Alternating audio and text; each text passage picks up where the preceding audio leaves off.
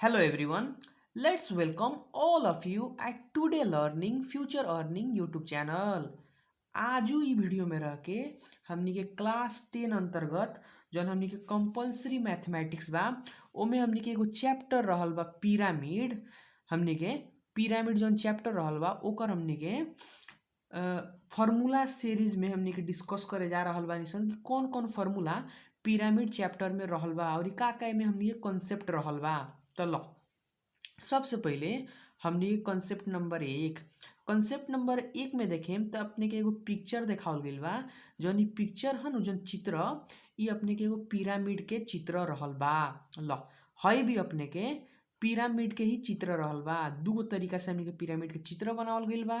लो तो सबसे पहले जौन हई पिरामिड के नीचे वाला भाग बा एकरा के हमनी के यल कहल जाला। ई कैसन पिरामिड ह त वर्गाकार पिरामिड ह। हमनी के सिलेबस में रह के वर्गाकार पिरामिड के ही क्वेश्चन आवेला एग्जाम में।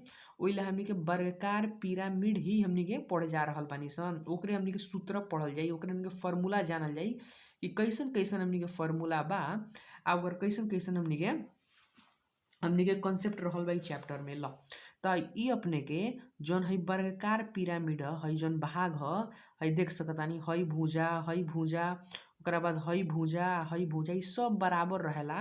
ओइला हमनी के वर्गाकार कहल जाला। त वर्गाकार पिरामिड में जौन आधार के भुजा बा सब हमनी के बराबर रहेला। तो यल इज इक्वल टू हमनी के आधार के भुजा के समझल जाई। हमनी के यल से संकेत आधार के भुजा ह।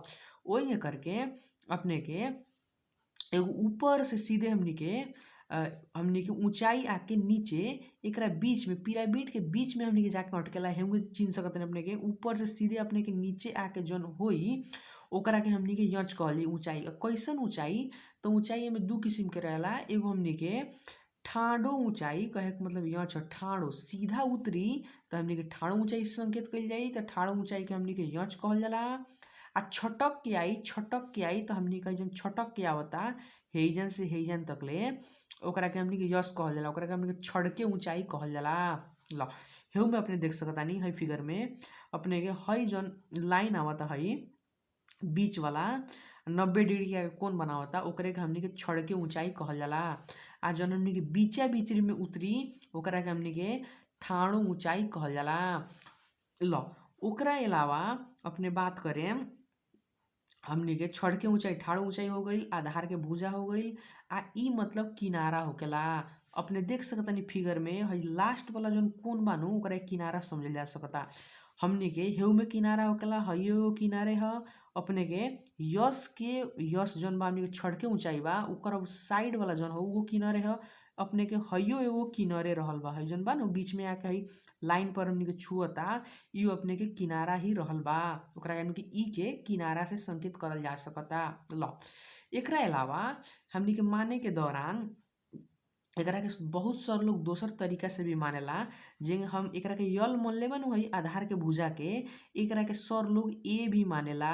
तो फर्क कितना हुई अब सर लोग ए मानी तो जहाँ हम यल लिखतानी ओकर ठाव में कथी लिखाई हमनी के ए लिखाई। वही करके अपने के जौन छड़के ऊंचाई बा छड़के ऊंचाई यस तो यस के सर लोग हमनी के यल मानेला।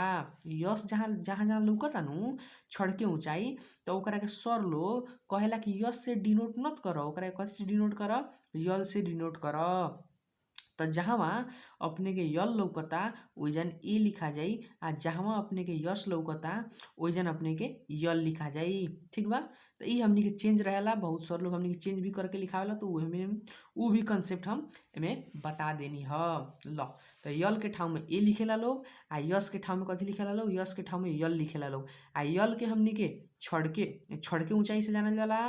आधार के भुजा के ए से हमनी के संकेत करेला लोग। ल तो अब हमनी के गइनी से नीचे सबसे पहले मेन फार्मूला 1 नंबर फार्मूला कथी बा यस इज इक्वल टू जहाँ अपने के यस बा ओकरा के सर लोग यल भी हमनी के संकेत करेला। तो अभी हमनी के अब हम ई से संकेत कइले बानी यस से संकेत कइले बानी आ ए के ठाव में यल से संकेत कइले बानी तो हमनी के एकरे फार्मूला समझल जाई। अब यस मतलब छड़के ऊंचाई तो छड़के ऊंचाई निकाले के फार्मूला अगर अपने देखें अगर अपने के पाइथागोरस थ्योरम पढ़ले होके तो ध्यान दी हई अपने के 90 डिग्री ह ई अपने का हई जौन पाई बा ई जाके अगर हेजन मिल जाता ठीक बा तो अपने के ई एगो समकोणी त्रिभुज जैसे नहीं लौकत समकोणी त्रिभुज। तो जौन है य छ अगर समकोणी त्रिभुज के हिसाब से देखें तो है य छ है पी ह आ है अपने के बी ह। तो जौन है यच निकलेला अभिन के हिसाब से उ यस ह माने पाइथागोरस थ्योरम में उ यच हो जाई। तो जौन यस आई नु उहे हमनी के पाइथागोरस थ्योरम के यच इजकल टू पी स्क्वायर प्लस बी स्क्वायर। तो ठक्के उहे हमनी के फॉर्मूला लागल बा पी स्क्वायर आ प्लस बी स्क्वायर। माने अब इन पी स्क्वायर के ठाउँ में अपने के यच स्क्वायर लिखाइल बा आ बी स्क्वायर के ठाउँ में अपने कथी लिखाइल बा। तो यल जौन बा नु है बीचा बीची में बा तो यल के हमनी के टुकड़ा देता दू भाग में क देता ओइला यल डिवाइड बाई 2 के स्क्वायर लिखाला। कहे के मतलब बेस के होल स्क्वायर ना लिख के यल डिवाइड बाई 2 के स्क्वायर आ प्लस यच स्क्वायर लिखाला। अगर अपने पाइथागोरस से थ्योरम से क्वेश्चन हमनी के फॉर्मूला बन के आइल बा अगर अपने के समझ आ गई तो बहुत अच्छा नहीं आइल तो अपने याद कर ले। मेन फार्मूला ये है yes equal to root under यल डिवाइड बाई 2 के होल स्क्वायर प्लस हमनी के यच के स्क्वायर। वही करके अगर क्वेश्चन में किनारा दे दिलक तो किनारा देते मात्र किनारा कहे के मतलब है ई एज्ड। तो जब किनारा दे दी तो किनारा देते मात्र अपने के हई फार्मूला जैसे भी एक एगो फार्मूला याद रखें तो कुछो भी निकालल जा सकता। अगर क्वेश्चन में किनारा दे दिलक किनारा कौन कौन है आपके बतैनी है एगो हई किनारा है यस के दूसरका पट्टी जौन भाग बा उ किनारा है वही करके हेजन से लेके हेजन तक ले जौन आवता उ हमनी के किनारा है। तो अपने के अगर किनारा दे दिलक तो अपने हई फार्मूला याद रखले रहे S equal to 1 divide by 2 root under 4e square minus L square. ये हमने के एक एगो फार्मूला से कोनो भी डेराइव करके निकालल जा सकता।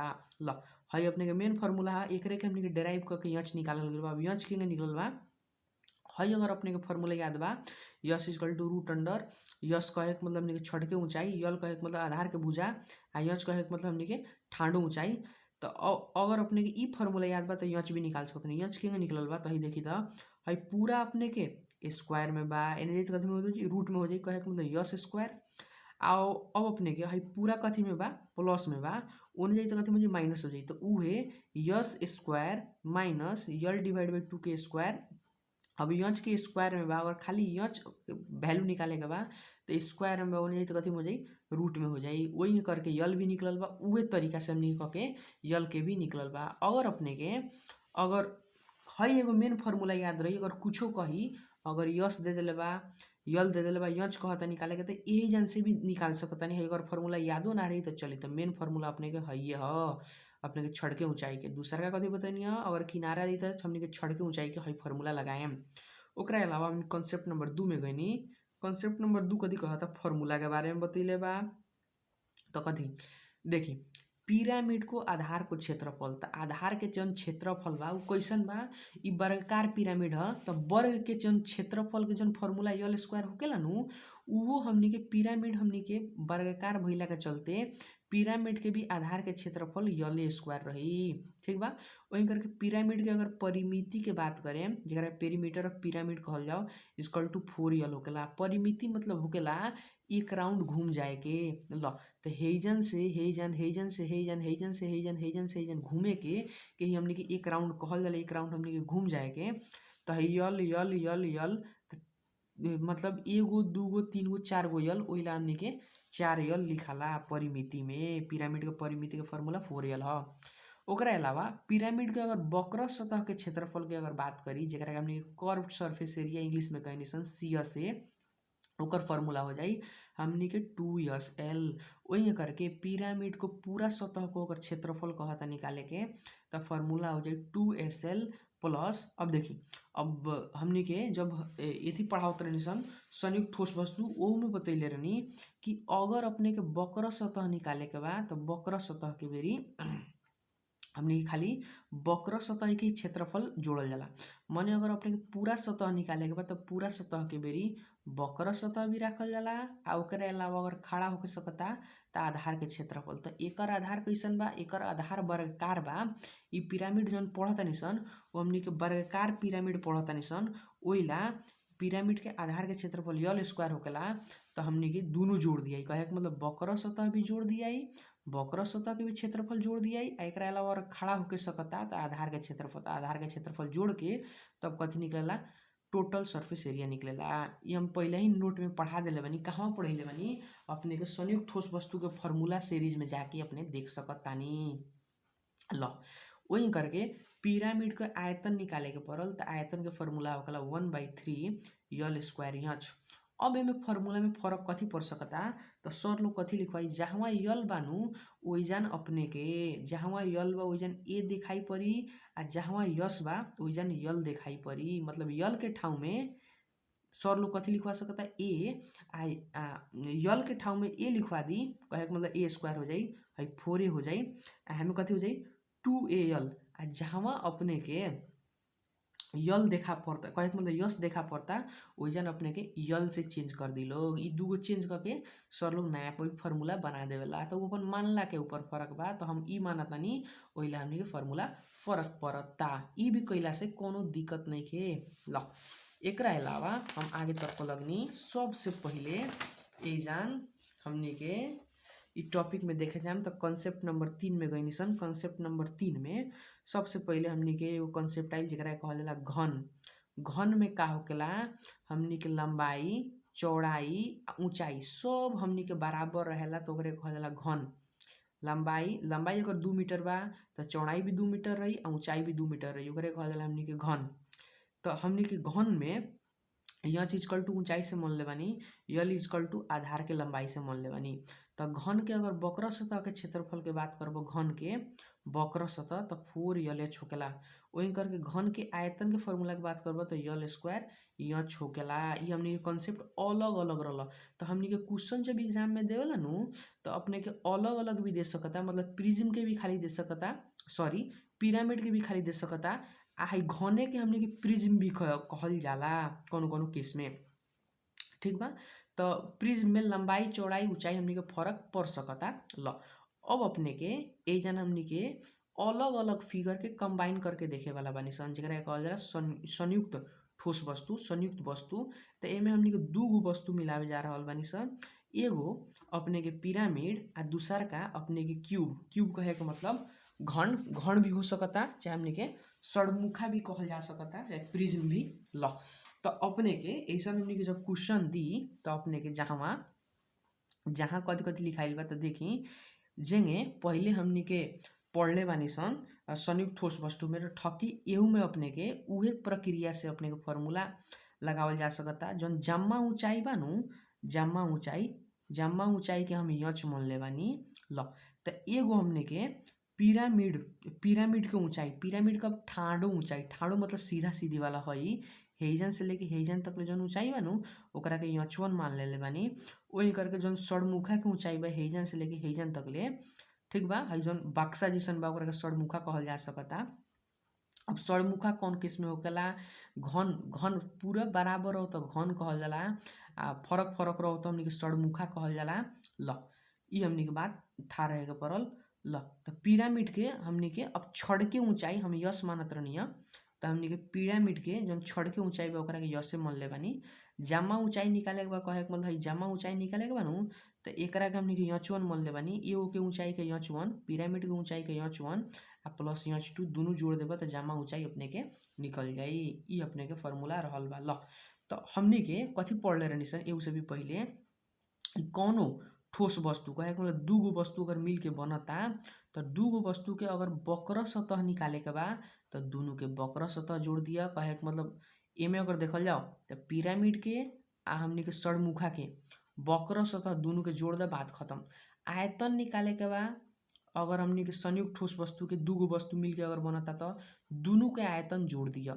मने कहवा फर्क रहेला, अब देखी वक्र सतह में दोनों के वक्र सतह जोड़ दी, आयतन में हमनी के दोनों के आयतन जोड़ दी। मने पूरा सतह में हमनी के कथी ध्यान देवे के पड़ल, सड़मुखा के आ वही करके हमनी के पिरामिड के दोनों के पूरा सतह न जोड़ी, वक्र सतह जोड़ी। आ एकरा अलावा अगर ई खड़ा होके सकता तो आधार के क्षेत्रफल जोड़ी।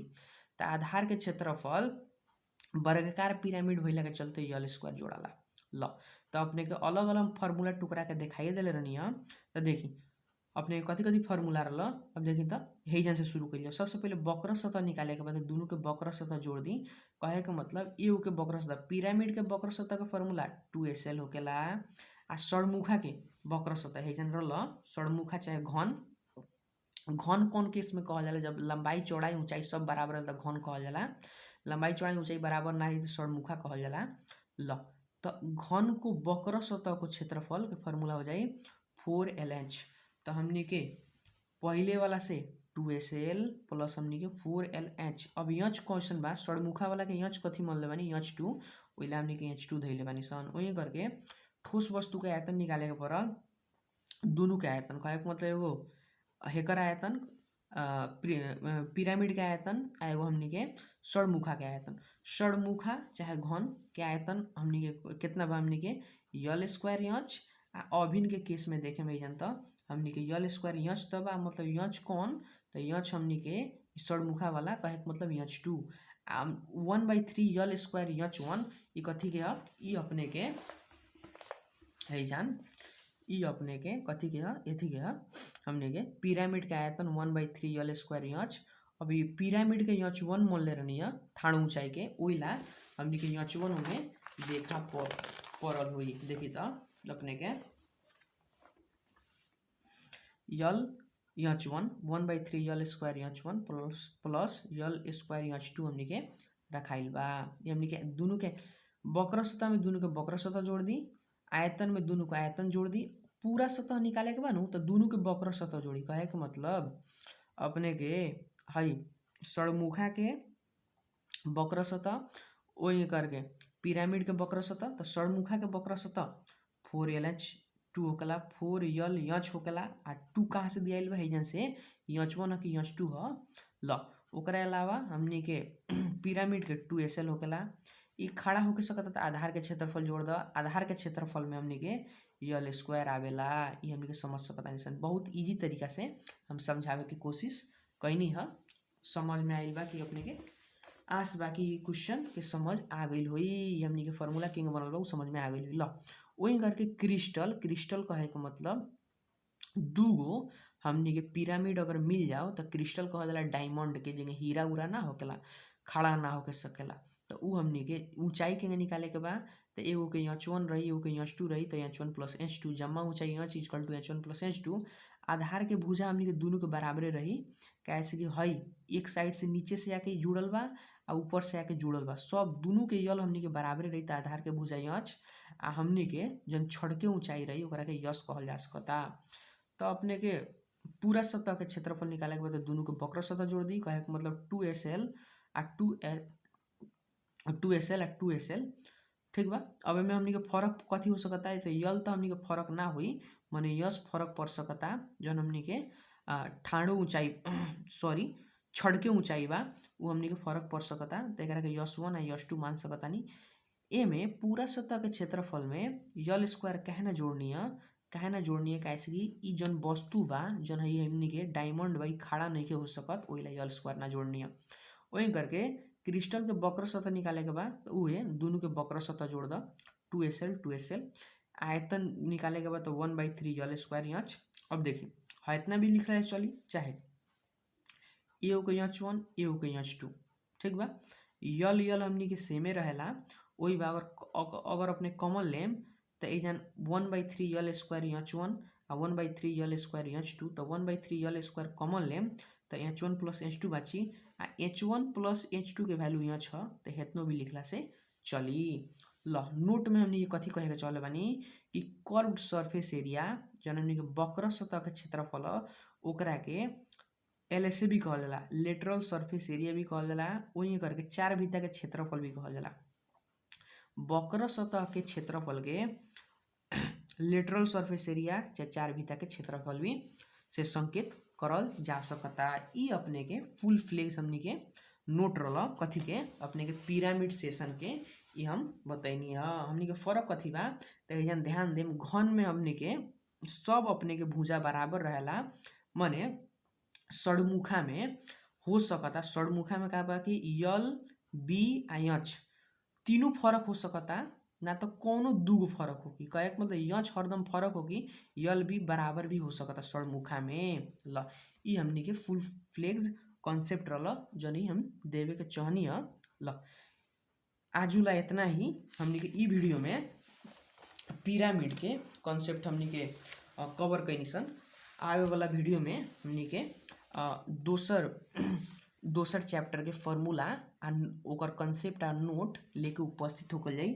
तब तक ले वीडियो के देखत रही, लाइक करी, सब्सक्राइब करी, वहीं करके अपन साथी के संगे शेयर करल ना भूली। धन्यवाद।